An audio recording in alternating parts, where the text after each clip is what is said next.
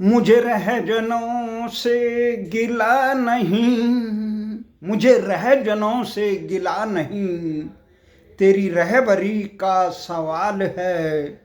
तू इधर उधर की बात न कर, बता कि काफिला क्यों लुटा। नमस्कार। साहब जाफरी का ये शायर भारत की राजनीति पर सटीक बैठता है। खासकर पूरा देश हैरान है, विश्व इस पहेली में उलझा हुआ है। अमेरिका के राष्ट्रपति डोनाल्ड ट्रंप इस पहेली को और घुमा रहे हैं।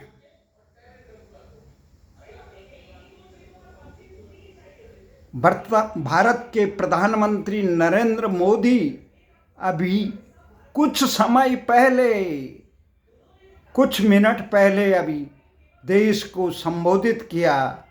पाकिस्तान की हमने युद्ध में दुर्गति कर दी है और वो पिटने के बाद हम पे गुहार लगाया था। हमने विचार किया और कहा कि अगर ऐसी नादानी करी, आतंकवाद को सह दिया, तो तुम्हारे घर में घुसकर वो हाल करेंगे जिससे आज भी आप तबाही के झेल रहे। प्रधानमंत्री ने साफ कहा, हमें परमाणु अस्त्रों से अब भारत को कोई ब्लैकमेल नहीं कर सकता है। वहीं प्रधानमंत्री ने यह भी कहा, आतंक और व्यापार एक साथ नहीं चलते, पानी और खून एक साथ नहीं बहेंगे। भारत अपने सिद्धांतों पर चलेगा और भारत के खिलाफ जो भी इस प्रकार के कुकृत्य करेगा उसका मुंह तोड़ जवाब देंगे। परंतु ट्रंप के जो दावे हैं उस पर प्रधानमंत्री मौन क्यों रहा? ये राष्ट्रहित में है या वो इस विवाद को नहीं बढ़ाना चाहते हैं? पर पूरा देश भी ये प्रश्न जानना चाहता है, इस पहेली का उत्तर। आखिर ट्रंप ने कौन सा ऐसा दबाव बनाया जिससे भारत और पाकिस्तान युद्ध बंदी को राजी हो गई? आज प्रधानमंत्री ने खुद कहा, अब तक ये कह रहे थे कि आतंक खेल रहा है, उन्होंने कहा हमने युद्ध में आज पाकिस्तान को पूरी मात दे दी है। और उन्होंने कहा जिस ढंग से 22 अप्रैल को पहलगांव में निर्दोष पर्यटकों की निर्ममता से हत्या किया, मां बहनों के सिंदूर को उजाड़ा गया, उसी का प्रतिकार भारत के सारे समाज ने एकजुट होकर, सारे जाति धर्म संप्रदाय दल राजनीतिक दल सारे लोगों ने एक साथ होकर सेना का मनोबल बढ़ाया और हमने ऐसे सेना को छूट दी। सेना ने भारत निर्मित हथियारों से जो पाकिस्तान को रोकने का काम किया, उसके आतंकी अड्डों को जो 30 साल से खुलेआम घूम रहे थे पाकिस्तान, उनको तबाह किया। परंतु सवाल वहीं पर है, काफिला कैसे लूटा? पूरी देश को यह आश्वासन रक्षा मंत्री दे चुके थे, जो देश का मन है वही मोदी सरकार करेगी। और देश का मन था कि इस समय पाकिस्तान पर केवल 1-2 प्रहार, 1-2 आतंकियों को मार के नहीं करना, 1-2 जगह प्रहार करके नहीं, अभी तो पाकिस्तान को निश्चय नाबूद। इस प्रकार से रावण की नाभि में अमृत को जब तक सुखाया नहीं गया, वो दशानन रक्त बीज की तरह बढ़ते रही। इसलिए आतंक उन अड्डों में नहीं है, आतंक है पाकिस्तान की नाभि में। उसको जब तक चिन्ह में क्या होगा, उन जवानों का जो बलूचिस्तान के लिए लड़ रहे हैं, जो खैबर प्रांत के लिए लड़ रहे हैं, जो सिंध के लड़ रहे हैं, जो आज़ाद कश्मीर के जो सपने वीर सावरकर से लेकर सबके थे, उन सपनों का क्या होगा, उस संसद के संकल्प का क्या होगा। और ये सबसे निर्णायक अवसर था, अनुकूल अवसर था, जिसे प्रधानमंत्री खुद कहते हैं यही है वो समय। आज ट्रंप ने फिर खुलासा किया। बड़ी कहानियां, पहेलियां हो रही थी कि पाकिस्तान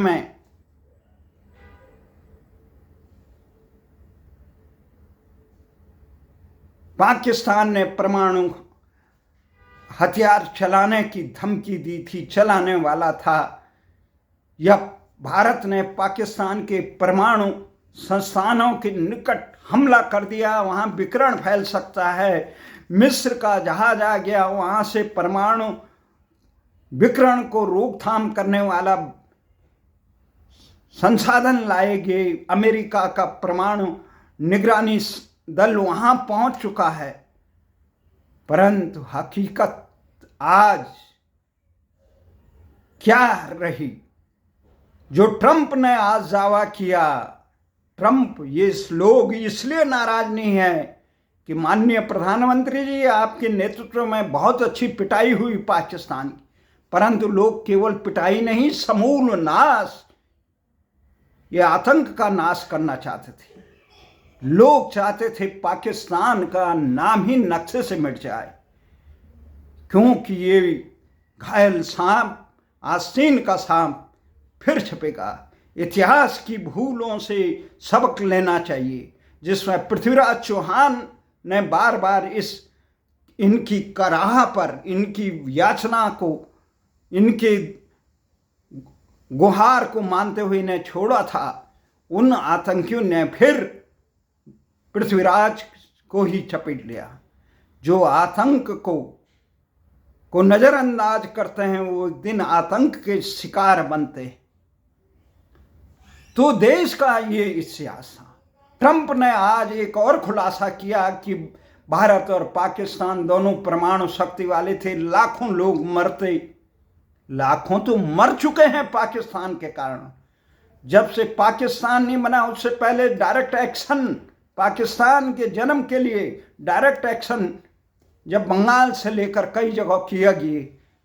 जब पाकिस्तान बना तो 14 अगस्त 1947 के बाद जो निर्ममता की गई, 20 लाख 22 लाख से ज़्यादा भारतीयों का निर्मम हत्या की। उसके बाद से जम्मू कश्मीर में कब्जाने का काम किया। उसके बाद भारत के संसद से लेकर, बंबई से लेकर, उड़ी से लेकर, पुलवामा से लेकर, कौन सा ऐसा शहर है जहां छलने नहीं किया, जिसने भारत को छलने नहीं किया। लाखों लोग मार चुके। इसलिए भारत को इलाज करना चाहिए था, और इस समय पूरे संसार में मजबूत है। जिस प्रकार से ट्रंप ने कहा, हमने दोनों को समझाया कि लाखों लोग मरेंगे, परमाणु हथियार होगा का हमला होगा। और दूसरी बात ट्रंप ने बहुत चौंकाने वाली कही। उन्होंने कहा ट्रेड, जिसकी मुझे आशंका थी, मैं कह रहा था जब वो चीन पे कई 250% वो लगा सकता था, आज तो जो समझौता हुआ उसमें उनका समझौता हो चुका है। परंतु ट्रंप कुछ भी कर सकता है। प्रभुता पाए को मद नाही। उन्होंने कहा व्यापार अमेरिका के साथ वही करेगा जो सीज फायर करेगा। यह शर्त लगा दी। भारत को नेतृत्व से इसी निर्णायक क्षण की आशा थी भारत को कि अमेरिका के दबाव में नहीं आना। अमेरिका तो हमेशा पाकिस्तान परस्त रहा, बचाने के लिए निर्णायक समय में आया। कब नहीं बचाया? 1900 उसका निर्माण ही मित्र राष्ट्रों ने ये आपस में एक सहमति बनाई थी, जो मजबूत उपनिवेश है उनके 2 टुकड़े किए जाए। चाहे जर्मन से लेकर, चाहे कोरिया को तोड़ा गया हो, चाहे भारत को तोड़ा गया हो, अफ्रीका के देशों को तोड़ा गया हो। ये इसलिए तोड़े गए मजबूत ना हो और इन पर अंकुश आपस में तोड़ा गया। इसीलिए विभाजन कराया गया। निर्ममता से 22 लाख लोगों के बाहर में। जब भारत पाकिस्तान की सत्ता को सेना द्वारा काबिज किया जाने में अमेरिका का बरद हस्त रहा। कब अमेरिका पाकिस्तान के साथ नहीं रहा? इस समय पाकिस्तान को कारगिल में जब पहले घुसाए गए, उसके बाद हमें मानचित्र जीपीएस तक वो नहीं दिया गया जिससे हम उनके ट्रेस कर सकें, उन पे हमला कर सकें। और बाद में जब हमारी जांबाजों ने अपना बलिदान देकर उनको, उन गुनाहगारों को, पाक की सेना को घेर लिया, तो अमेरिका ने फिर वही फोन करके भारत के प्रधानमंत्री को कहा इन्हें सुरक्षित रास्ता दीजिए। और उसके बाद भारत में निकला विजय जुलूस। कारगिल में हमारी जमीन में आके हमें पीट के, हमारे लोगों को मार के, हमारी प्रभुसत्ता, जब जो गुनाहगार को जब हमने सजा देनी थी उस समय अमेरिका आ गया। अमेरिका ने संसद पर हुए हमले के बाद जब सेनाएं ऑपरेशन पराक्रम के तहत सीमा पे 5-6 महीने रही, पर हमला नहीं करने दिया पाकिस्तान। कब वो पाकिस्तान का माँ बाप नहीं बना जिसके लिए इशारा किया था राजीव गांधी ने कि जो पाकिस्तान का माई बाप बना उनकी नानी याद करा देंगे। इसी का दंड राजीव गांधी को भी अमेरिका ने की गाज गिरी। हाँ, पाकिस्तान अमेरिका के इस पाक सरपरस्ती को जिस ढंग से इंदिरा गांधी ने 1971 में बांग्लादेश निर्माण के समय चुनौती दी, मजबूती से खड़ी रही, ऐसे नेतृत्व की जरूरत है। ऐसे नेतृत्व की जरूरत है जिस ढंग से परमाणु परीक्षण करने इंदिरा जी के बाद वाजपेयी जी ने पोखरण परीक्षण 2 किया, उस पर प्रतिबंध लगाए तो भारत ने सहजता से स्वीकार किया, पर अपने परमाणु हथियार संपन्न होने के अधिकार को से मुंह नहीं मोड़ा। ऐसे निर्णायक क्षणों में नेतृत्व की पहचान होती है, उसकी कसौटी होती है। भले ही पूरा देश स्तब्ध है कि आखिर ट्रंप ने 5:33 पर यह कहा कि मैंने दोनों देशों को समझा दिया, दोनों समझदार निकले, दोनों ने मान लिया है भारत और पाकिस्तान, एक तराजू में तोल दिया आतंकी और भारत को। फिर डराने के लिए कहा परमाणु अस्त्र है। परमाणु तो आज थोड़ी बनाए उसने पहले बनाए ही। और जो परमाणु विकिरण की बात कर रहे हैं, पाकिस्तान के उस क्षेत्र में जहां भारत ने प्रहार किए वहां भूकंप भी आए, सुना है कल। वहां मिस्र का जहाज से लेकर अमेरिका के परमाणु वाली टीम भी आई है। अमेरिका, पाकिस्तान तो कहार लगाएगा, गुहार लगाएगा, छदम भेष करेगा, परंतु भारत के खिलाफ किस धूर्तता से काम आएगा। उसे पता था उसका माई बाप अमेरिका उसे बचाएगा।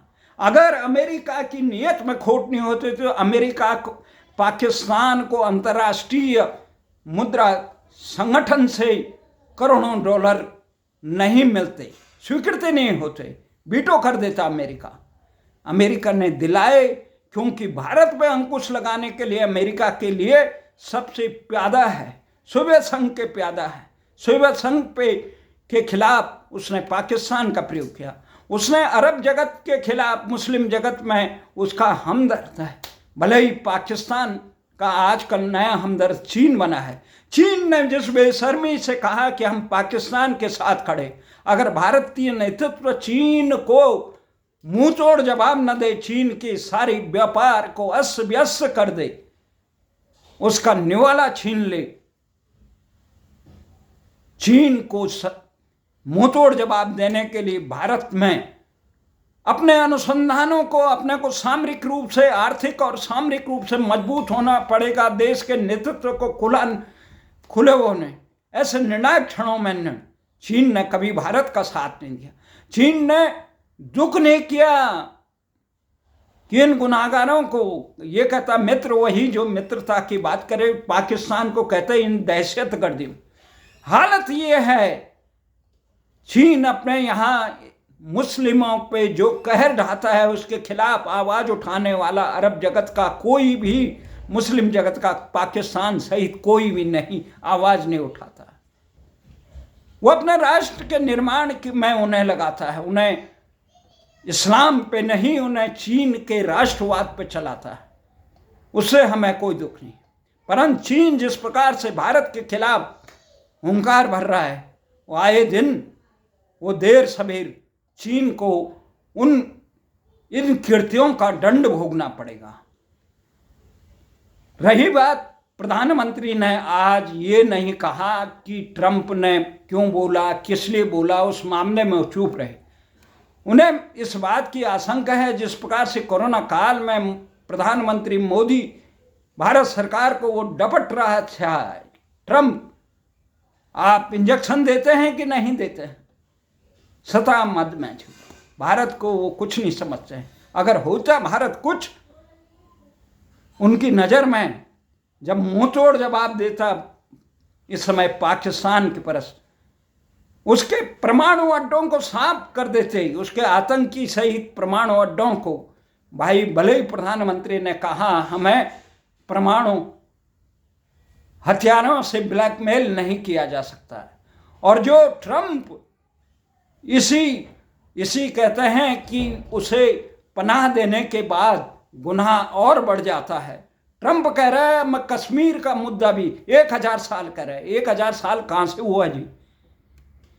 1000 साल में तो इस्लाम था ही नहीं, तो विवाद कहाँ से हुआ कश्मीर का? 1947 में भारत का विभाजन हुआ, उसके बाद बना ये विवाद।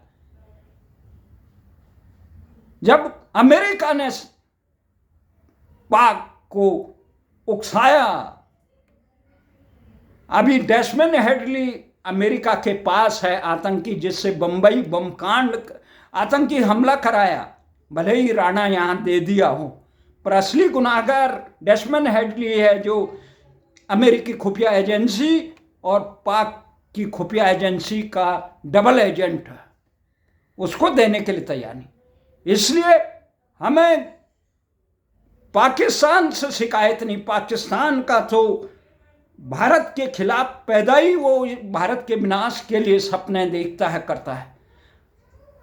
ट्रंप अमेरिका से भी कोई शिकायत नहीं। अमेरिका हमेशा भारत के पीठ पर खंजर घूमता। अमेरिका को मुंह तोड़ जवाब देने के लिए इंदिरा गांधी और अटल बिहारी वाजपेयी जैसा नेतृत्व चाहिए। मोदी जी मौन रह के हो सकता है कोई मजबूत उत्तर ढूंढ रहे हो। प्रदेश के लोगों को ये जवाब कि ट्रंप चौधरी कैसा बना भारत में, उसे क्या अधिकार है? प्रधानमंत्री मोदी ऐलान करते, भारत के विदेश सचिव ऐलान करते, मिलिट्री ऑपरेशन के अधिकारी ऐलान करते, सेना प्रमुख ऐलान करते, भारतीय सेना रक्षा मंत्री कर देता भारत का अदना कर्मचारी। पर ट्रंप को किसने अधिकार दिया? भारत, अरे रूस और यूक्रेन के बीच में बैठक में बुलाया जाता है। चीन अमेरिका को ये कह रहा है कि चुनौती दी अमेरिका को कि ये ट्रेड वार करना है या असली वार करना है, चीन दोनों चीज के लिए तैयार है। और हम इस प्रकार से अमेरिका अपना प्यादा बन गया, हमारा हस्तक्षेप करेगा।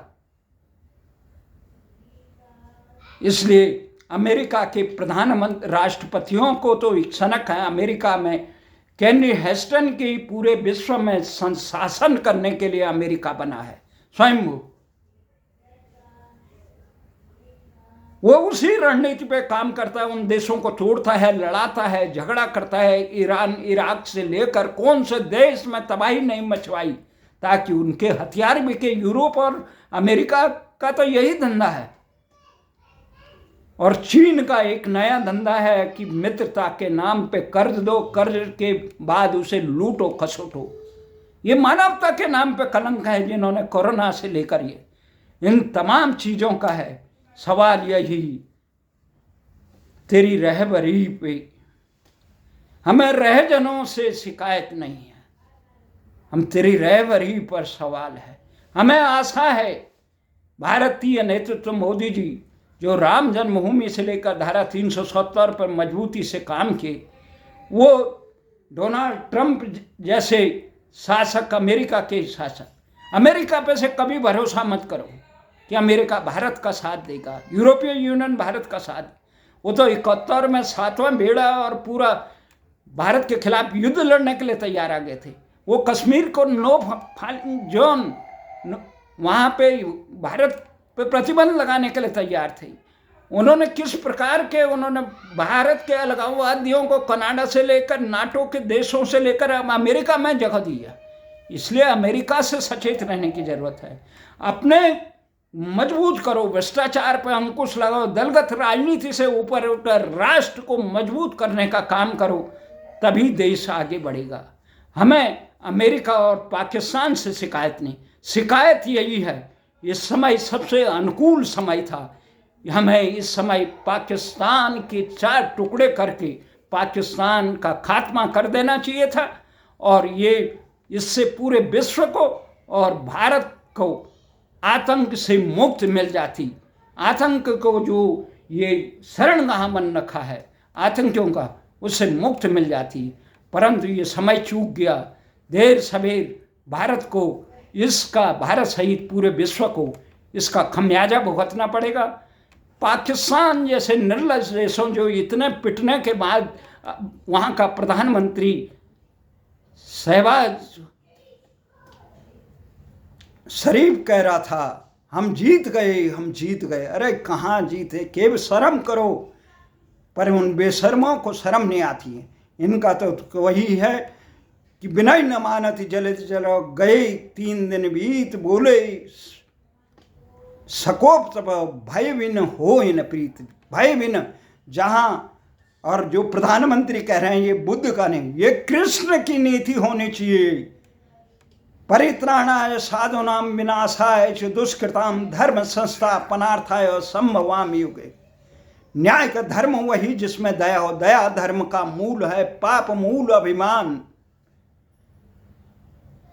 जब तक दया न हो, न्याय न हो, राष्ट्रहित न हो, तब तक न भारत विश्वगुरु बन सकता है, न महान बन सकता है। चीन का ये सौभाग्य है कि वहाँ राष्ट्र निर्माण की काम हो रहे हैं, परंतु भारत में भ्रष्टाचार का ये आलम है। देश के आम जनमानस से शिक्षा, चिकित्सा, रोजगार कोसों दूर हो गए। न्याय की तो बात ही मत करो।